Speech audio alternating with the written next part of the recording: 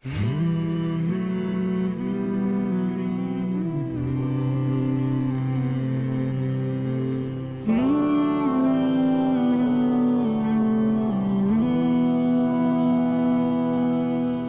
ناظرین مکرم، اس وقت ہم موجود ہیں ادارہ علوم اسلامی کے محتمم اور بانی حضرت مولانا فیض الرحمان عثمانی صاحب کی خدمت میں، اور ظاہر ہے کہ کسی بھی ادارے کے انتظام و انصرام اور پھر اس ادارے کا جو ویژن ہوتا ہے، اس کے پیچھے جو اس کی بنیاد میں جو اغراض و مقاصد ہوتے ہیں، ایون اس کا جو تاریخی پس منظر ہوتا ہے جو کہ بہت انسپائرنگ ہوتا ہے خاص طور پہ ہم جیسوں کے لیے، تو وہ ان سے بہتر شاید کوئی نہیں بتا سکتا، بلکہ یقیناً کوئی نہیں بتا سکتا، کیونکہ انہوں نے عملاً اس میں وہ عملاً اس میں شریک رہے، انہوں نے وہ جو بھی مشکلات تھیں ان کو محسوس کیا، فیل کیا، اور ان کو ان مشکلات کو کیسے کاٹا، ان میں راستہ بنایا، اور پھر انہوں نے یہ سفر طے کیا، اور آج وہ اس منزل کو حاصل کرنے میں کامیاب ہیں الحمدللہ۔ تو یہ کیا کہانی ہے، یہ سارا کچھ انشاءاللہ حضرت مولانا فیض الرحمان عثمانی صاحب دامت برکاتہم سے ہم سنیں گے۔ حضرت بہت شکریہ آپ کے وقت کے لیے، جزاکم اللہ خیر۔ تو سب سے پہلا سوال آپ کی خدمت میں وہ یہ ہے کہ وہ کیا ہو سکتا ہے، ناظرین بھی جانتے ہیں اور یقیناً آپ بھی جانتے ہیں، اور میں دہرا دیتا ہوں صرف کہ اس ادارے کی جو تاسیس کی کہانی ہے وہ آپ ہی کی زبانی سنیں گے ہم، کہ کیسے شروع ہوا یہ سفر۔ نحمد رسول اللہ رسول الکریم۔ سب سے پہلے تو میں اپنی طرف سے اور اپنی مجلس منتظمہ کی طرف سے حضرت استاد صاحب دامت ظلہ کا شکریہ ادا کرتا ہوں کہ انہوں نے نوازش فرمائی اور آپ حضرات کو ہمارا کام دیکھنے کے لیے بھیجا، اور آپ کی ٹیم کا بھی میں بہت زیادہ ممنون ہوں، آپ حضرات نے اپنا قیمتی وقت دیا۔ اللہ تعالیٰ حضرت استاد صاحب کو اور آپ کو بہت زیادہ اجر نصیب فرمائے۔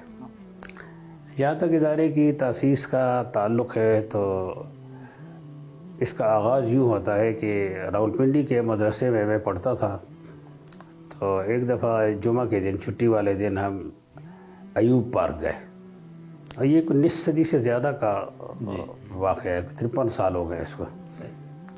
تو وہاں ہم نے دیکھا طلباء نے کہ کچھ اسکول اور کالج کے طلباء بھی آئے ہیں، تو ہم میں جو بڑے صاحب تھے وہ کہنے لگے چلے ان کے ساتھ مناظرہ کرتے ہیں۔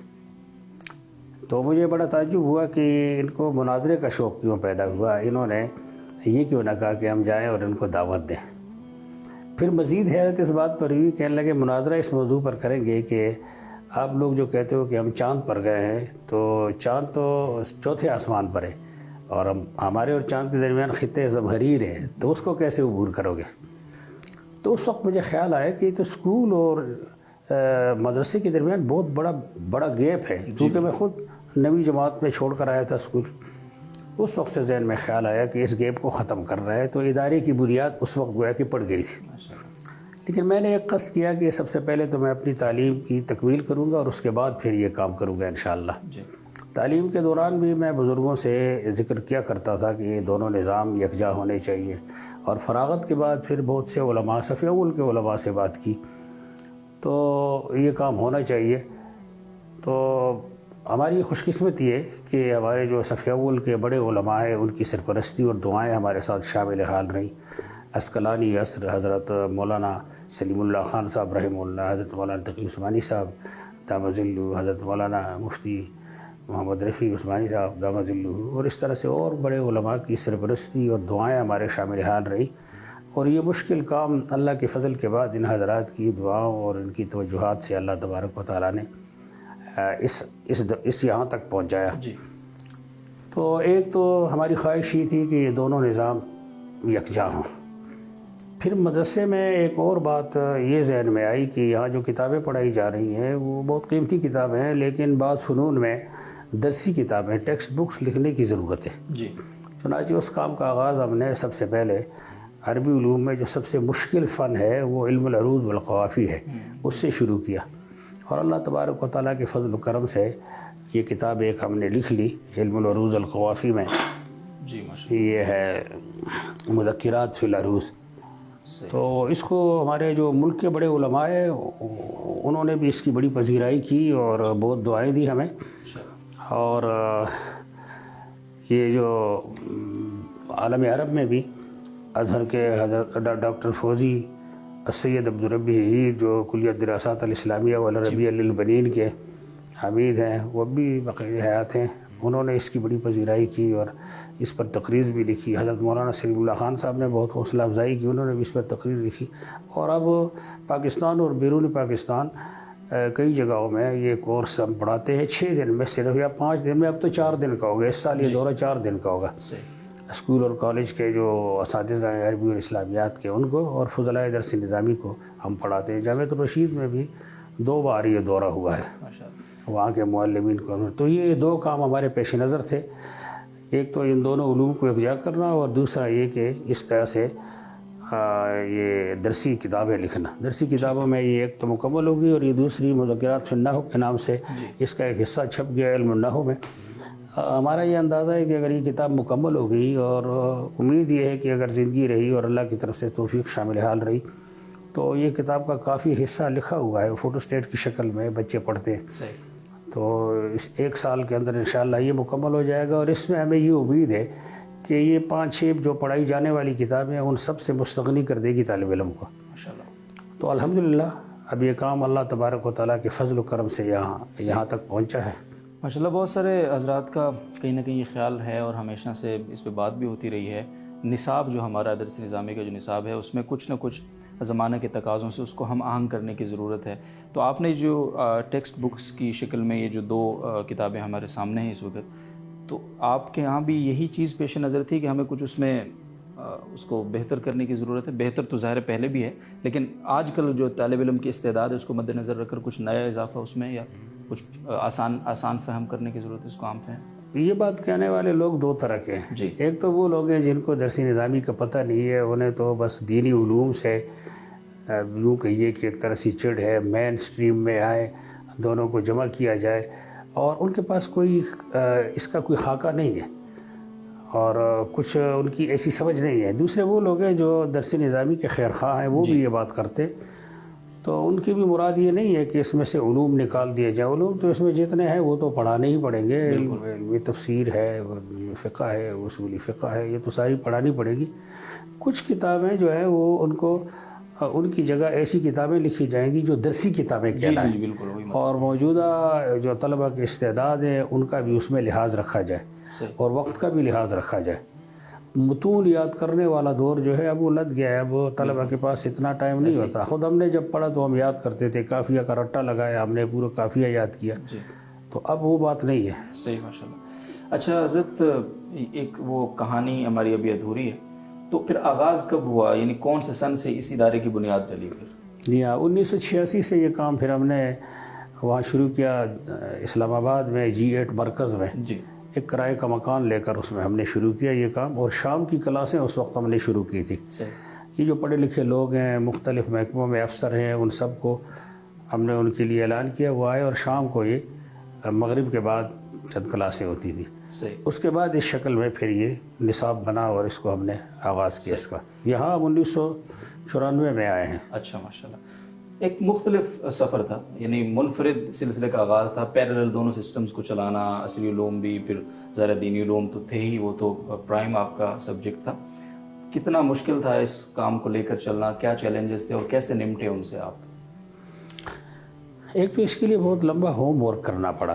ہمارے پاس جو تعلیمی سال ہے دینی مدارس میں, وہ شوال کے آخر میں شروع ہوتا ہے اور رجب کے آخر میں ختم ہو جاتا ہے. تو ایک تو اس کو بڑھانا تھا کہ اس کو ہم کیسے بڑھائیں.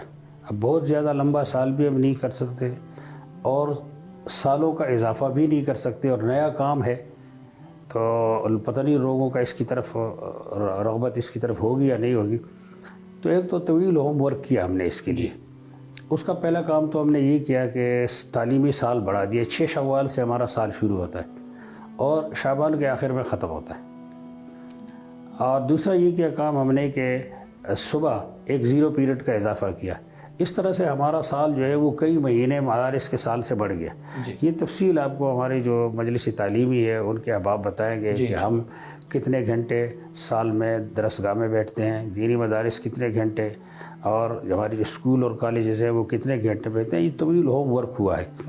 رجال کار کی کمی جو ہے یہ ایک بڑا چیلنج تھا کہ رجال کار ہمیں ملیں اور وہ پھر ہمارے معیار کے ہو. انگریزی پڑھانے کے لیے ہمیں ایسے لوگ ملیں جو پھر ہمارے معیار کی, اس لیے کہ ظاہر ہے ہمارے معیارات تو ہمارے اپنے ہیں, یہ تو اول و آخر مدرسہ ہے.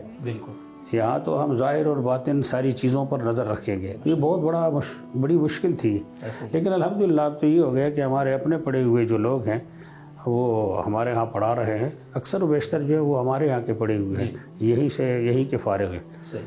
تو وہ رجال کار کی جو کمی ہے وہ پوری ہوئی ماشاءاللہ؟ کافی حد تک وہ پوری ہوگی, مکمل نہیں ہوئی ہے. مکمل اس وجہ سے نہیں ہوئی کہ جو ہمارے یہاں سے فارغ ہوتے ہیں ان کو تو ہم پر لگا دیتے ہیں. وہ زندگی کے مختلف فیلڈ میں ہر جگہ ان کے لیے لوگوں کی طلب ہوتی ہے. فوج میں جاتے ہیں تو وہاں بھی ان کو ہاتھوں ہاتھ لیتے ہیں, یونیورسٹیوں میں جاتے ہیں تو وہاں بھی ہاتھوں ہاتھ لے لیتے ہیں. اداریاً اب نیوی میں ایک نام ہے باقاعدہ, پہلے ابدالیاً تھا, اور اسی طرح سے اب اوپن یونیورسٹی ہے وہاں جاتے ہیں, اسلامی یونیورسٹی میں جاتے ہیں. جب ہمارے بچے وہاں ایم فل کرنے پی ایچ ڈی کرنے جاتے ہیں, جب صرف اتنا پتہ چلتا ہے اداریاً ہے تو بس وہ کہتے ہیں بس. تو یہ پھر زیادہ دیر یہ نہیں ٹھہر سکتے ہمارے پاس, زندگی کے مختلف شعبوں میں چلے جاتے ہیں. تو رجال کار کی تو اب بھی کمی ہے, لیکن اتنی نہیں ہے جتنی آغاز میں تھی. اور وہ کمی آپ کی حد تک ہے, ادارے کی حد تک. بس سوسائٹی میں تو ماشاءاللہ لوگ جا ہی رہے ہیں مسلسل. وہ جا رہے ہیں, وہ تو جو ہر سال ہم رجال کار لانچ کر رہے ہیں وہ جا رہے ہیں, وہاں کام ہو رہا ہے. یہاں پر کمی ہے. جی یہاں پر کمی ہے. اور بہت سارے تو میرے ذاتی دوست ہیں بہت اچھے جو آپ کے یہاں کے فضلاء ہیں ماشاءاللہ, اور اس وقت بڑی اچھی پوزیشنز پہ وہ کام کر رہے ہیں. تو اپنے فضلاء کے لیے اگر کچھ آپ فرمانا چاہیں آخر میں, یا کوئی بھی بات آپ مناسب سمجھیں مزید, تو ہمارے سوالات ختم ہو گئے. میں تو تمام دینی مدارس سے جو لوگ فارغ ہوتے ہیں اور ہمارے اس ادارے سے, یہ ادارہ بنیادی طور پر ایک دینی مدرسہ ہے. ہمارا ذہن اس میں بالکل واضح ہے کہ یہ دینی مدرسہ ہے, اور یہاں ترجیح جو ہے وہ اسلامی اور عربی علوم کو حاصل ہے. ہم انجینئر نہیں بنا رہے, ہم ڈاکٹر نہیں بنا رہے, اور ہماری بنیادی نظر جو ہے وہ دوسری فیلڈ پر نہیں ہے. ہم تو کہتے ہیں کہ اس معاشرے کو ایک ایسا عالم دین ملے جو دینی علوم کے ساتھ ساتھ عصری علوم سے بھی کچھ واقف ہو. اب اگر وہ دوسرے شعبوں میں جاتا ہے تو بھی ٹھیک ہے, لیکن بنیادی ترجیح ہماری جو ہے وہ اسلامی اور عربی علوم کی ہے. عربی علوم کی کاس پر اگر ہم انگریزی پڑھا لیں گے اور مطالعہ پاکستان پڑھا لیں گے, معاشیات پڑھا لیں گے, تو یہ میں کہتا ہوں یہ بہت خسارے کا سودا ہوگا. تو ہمارے طلبہ کو بھی ہم کہیں گے یہاں سے جو فارغ ہو رہے ہیں اور دوسرے مدارس سے بھی, کہ وہ اپنی ترجیح جو ہے وہ تعلیم و تعلم دین کو بنائے. حضور صلی اللہ علیہ وسلم معلم بنا کر بھیجے گئے تھے, اور اگر کسی وجہ سے وہ مدرسے کے ساتھ نہیں جڑ سکتے تو کم از کم اتنا ہو کہ وہ مسجد کے ساتھ جڑے رہے. جہاں کہیں بھی ہو مسجد کی امامت اور خطابت نہ چھوڑے. آج اگر دین کی کوئی شکل باقی ہے تو میں دل کی گہرائی سے سمجھتا ہوں کہ اس کا ذریعہ اللہ کے فضل کے بعد مسجد اور مدرسہ ہے. تو میں تو سب کو یہ نصیحت کروں گا کہ تعلیم و تعلم دین کو ترجیح دیں. باقی پھر دوسرے میدان ہیں ان میں بھی جاتے ہیں تو چلے جائیں. شکریہ بہت, جزاکم اللہ خیر. ناظرین محترم, یہ میسج آپ نے سن لیا, اور بنیادی طور پر ادارہ علوم اسلامیہ ایک مدرسہ ہے, اور پرائم جو ان کا آبجیکٹو ہے وہ دینی تعلیم ہے, علماء تیار کرنا ہے. پھر وہ ساتھ ساتھ عصری علوم بھی اگر حاصل کر لیتے ہیں اور ان میں وہ ایکسٹریم تک چلے جاتے ہیں, تو یہ ان کی اپنی مہارت ہے, ان کی اپنی قابلیت ہے. ایک عالم دین کو ہر شعبے کے لیے تیار رہنا چاہیے, ہر وقت ہر صورتحال کے لیے تیار رہنا چاہیے. تو یہ تو بہت اچھی بات ہے, لیکن یہ وضاحت بہت اہم ہے, تو اس کو آپ نے ضرور اپنے ذہن میں رکھنا ہے.